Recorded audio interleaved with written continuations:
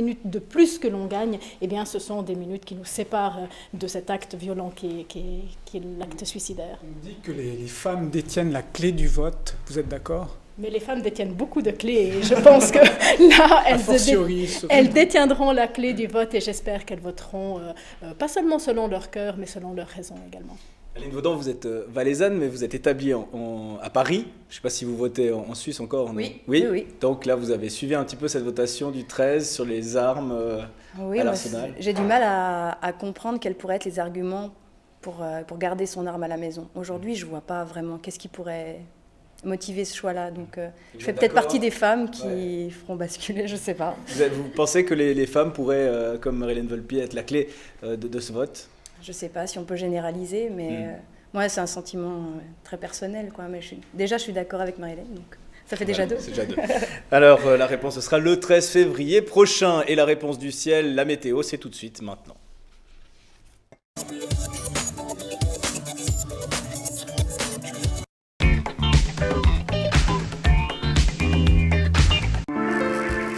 Aujourd'hui, la chance est avec moi.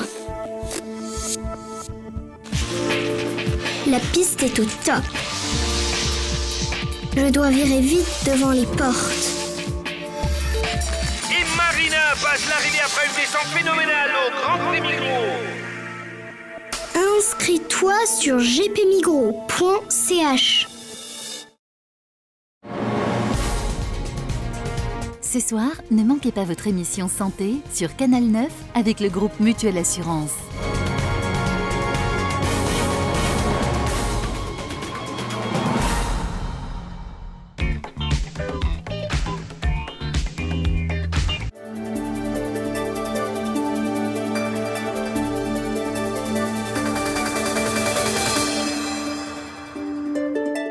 Établi par Météorisque, voici votre bulletin pour le mardi 25 janvier. Temps ensoleillé. Demain, le temps restera beau avec quelques passages de nuages possibles. Les températures seront stationnaires, il fera assez froid. L'isotherme zéro se trouvera à 900 mètres d'altitude. Le vent sera faible. Au lever du jour, le thermomètre indiquera -5 à Montaix, -6 à Martigny, -7 à Sion, -8 à Brigue, -9 à Montana et -11 à Zermatt. Et au meilleur de la journée, le mercure atteindra 1 degré à Montaix et Martigny, 2 à Sion, 0 à Brigue, -2 à Montana et -4 à Zermatt. Ensuite, on prévoit une légère dégradation pour mercredi, ainsi le temps sera changeant, puis il évoluera en devenant relativement beau. Bonne suite des programmes sur Canal 9.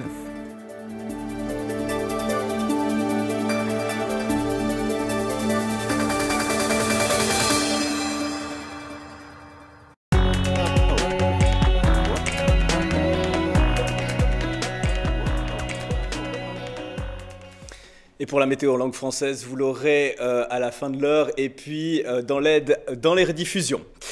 Voilà, retour dans cette émission et on va parler des 100 jours à la présidence de la FMEP, donc de Marie-Hélène Volpi-Fournier. On va en savoir plus avec vous, Yves Balmer.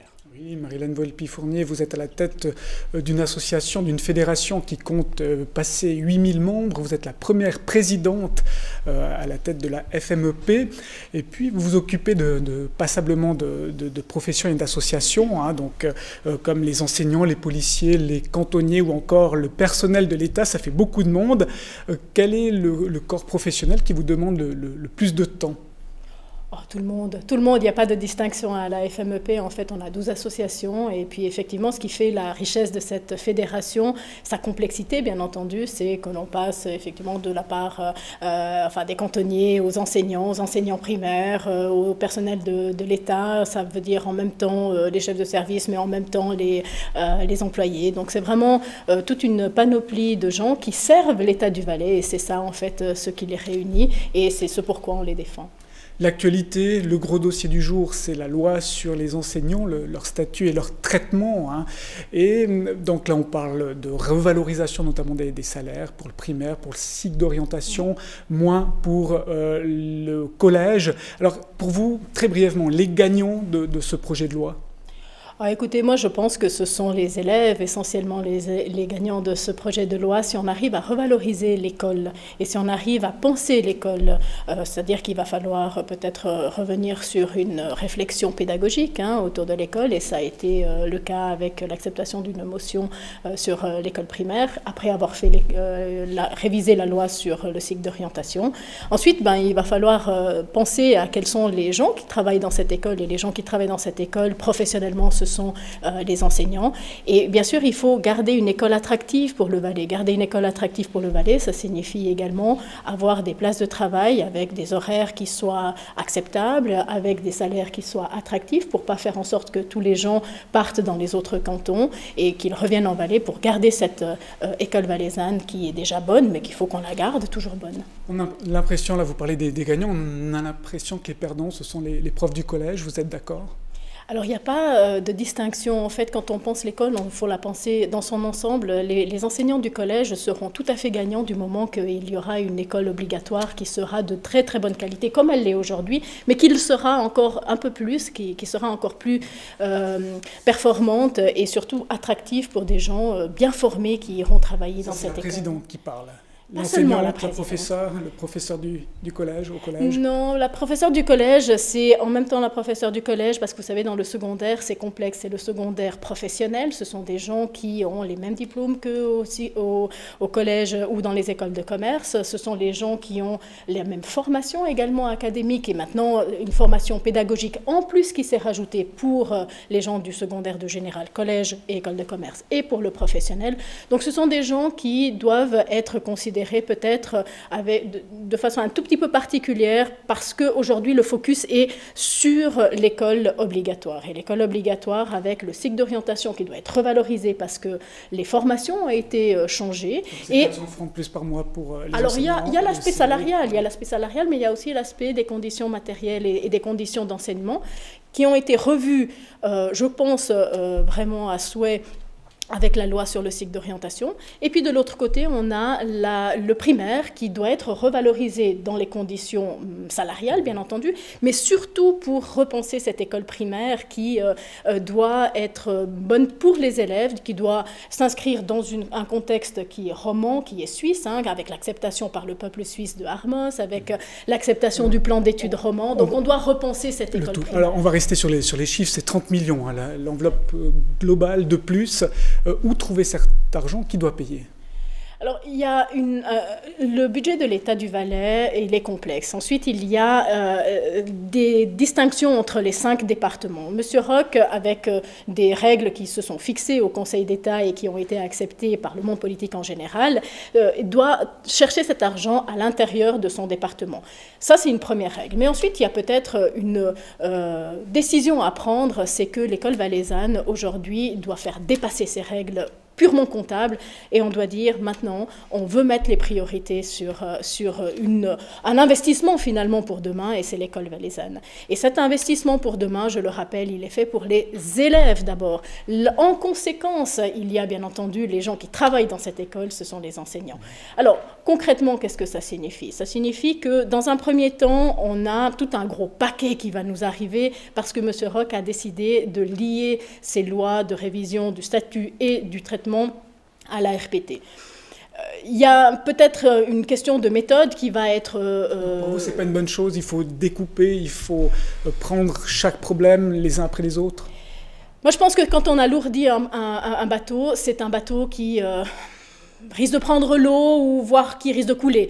Donc si on arrive à distinguer les questions vraiment liées à la RPT, qui sont finalement la hauteur du curseur que les communes vont mettre dans le salaire des enseignants et dans les investissements des bâtiments, ça c'est un premier problème. Ensuite, il y a un problème statutaire. Est-ce que les enseignants de l'école obligatoire seront cantonaux ou communaux? C'est quelque chose qui est finalement assez annexe. Et puis après, il y a toute la revalorisation salariale. Il faut prendre une décision maintenant à bras le corps. Il faut que le Parlement prenne cette décision. Ça peut être quelque chose qui doit entrer dans des enveloppes budgétaires planifiées, bien entendu, mais il faut prendre une décision unique parce que les gens sur le terrain ont besoin de ces revalorisations et elles sont là pour l'ensemble de l'école valaisanne. Alors Marie-Hélène Volpi, vous avez 3 casquettes, hein. Professeur, vous êtes aussi politique et vous êtes présidente de ce syndicat. Est-ce que vous arrivez à chaque fois à faire la part des choses? Certains disaient que c'était peut-être pas forcément compatible à l'usage. Vous en dites quoi? Moi, je dis que j'ai pas seulement 3 casquettes, je dis que j'ai aussi la casquette de mère de famille, j'ai la casquette d'épouse, j'ai beaucoup de casquettes dans ma vie. Mais j'essaye de me concentrer au moment où je prends une décision avec la fonction que j'occupe en ce moment. Et c'est vrai que lorsque je suis au Parlement, je suis en même temps enseignante et ça enrichit ma fonction de députée parce que je sais de quoi je parle quand je parle de l'école. Moi, j'ai la modestie d'écouter par exemple un médecin quand il s'occupe de la loi sur la santé publique.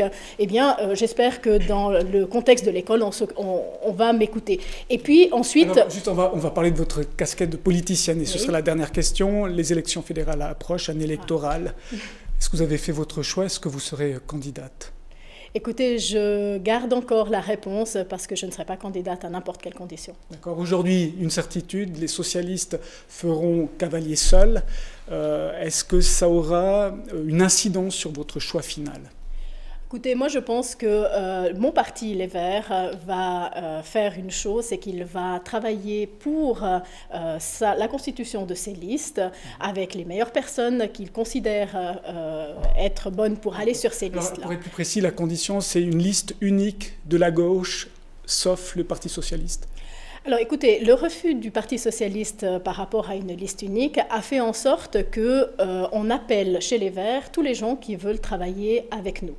À partir de là, beaucoup d'horizons peuvent s'ouvrir. Mais sur une liste verte seule, est-ce que vous partez, oui ou non? Ah, ça peut être quelque chose qui m'intéresserait. Voilà, c'est ce qu'on retiendra entre autres de ce moment d'interview. Merci beaucoup Marie-Hélène Volpi-Fournier, vous restez bien entendu avec nous, c'est la fin de cette interview, mais il y a encore plein d'autres choses à venir dans l'aide Eureka et Calamity Blues. Mais tout d'abord l'actualité sportive avec Kathleen Pralon-Corneille.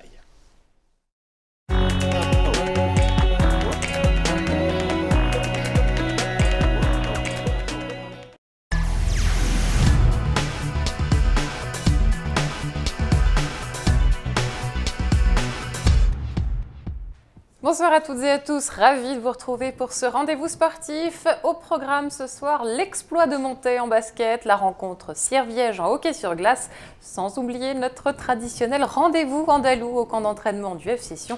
Et on retrouve d'ailleurs sur place notre envoyé très spécial Xavier Lambiel dans son carnet de voyage ce soir, l'interview du président de Georges Gararou et la caméra en vadrouille de Giovanni Sio, très en forme d'ailleurs. C'est parti. Hier, le FC Sion a joué un second match amical face aux Polonais d'Arka Gdynia. Les Rouges et Blancs ont gagné 3-2 et Bernard Chaland en a profité pour faire jouer les plus jeunes. Et la vraie surprise du jour, c'était la visite éclair de Monsieur le Président. On en a profité pour lui poser quelques questions. Christian Constantin, malgré un agenda très chargé, vous faites un rapide passage en Espagne. Est-ce que c'est difficile pour vous de laisser travailler le groupe sans vous impliquer? Je ne pense pas qu'ils font ce qu'ils veulent, parce que j'ai des gens responsables qui sont là pour leur faire des choses. Quoique je suis informé tous les jours de l'évolution de la situation. Je savais par oui que tout allait bien. Maintenant, je veux voir visuellement que tout le monde soit bien et puis marquer quand même l'intérêt que j'ai pour mes joueurs et pour mon staff et pour mes employés. Vous visez le doublé Coupe-Championnat. Ce groupe n'a pas subi de modification. Est-ce que ce contingent a le potentiel pour viser des titres face à Young Boys Soubal? Personnellement, je le crois. C'est le débat que j'ai avec mon entraîneur. Mon entraîneur ne pense pas qu'on peut le faire. Moi, personnellement, je pense qu'on peut le faire parce qu'on a fait des très bons résultats contre les premières équipes. On a fait des très bons résultats à l'extérieur. Demain, mardi, vous irez aux Canaries rencontrer les arbitres de Super League. Concrètement, quel changement vous espérez de cette visite? J'aimerais savoir ce que les arbitres ont besoin pour améliorer leur performance. J'ai quelques idées là-dessus, mais enfin, on n'a jamais aussi mieux informé que par les utilisateurs ou enfin les arbitres eux-mêmes, dans le cas qui nous occupe. Très franchement, aujourd'hui, je pense que, c'est plus possible de faire deux métiers. Parce qu'aujourd'hui, les joueurs ont beaucoup plus de volume de jeu sur le terrain, ce qui nécessite de l'arbitrage d'une meilleure préparation physique. Si les arbitres sont professionnels, je pense qu'ils peuvent très bien faire le tour de tous les clubs, s'entraîner de temps en temps avec les joueurs, connaître les entraîneurs pour finalement connaître des caractéristiques propres. Après, je pense que l'arbitrage, s'il y a du temps, tu peux clairement faire de la vidéo aussi pour analyser l'équipe que tu vas arbitrer ou les équipes que tu vas arbitrer. Mais il faudra qu'on parle de ça pour voir ce qu'on peut améliorer, pour avoir une vraie proposition à faire pour la fin de ce championnat et à partir de la saison prochaine, avoir plus de force et peut-être plus de moyens pour les arbitres. Christian Constantin, merci beaucoup. Nous, on va retrouver Georges Ogararou. C'est l'un des joueurs qui joue leur place de titulaire pendant cette préparation. Georges Ogararou, l'an passé, vous jouiez à l'Ajax Amsterdam. À Sion, vous n'êtes pas toujours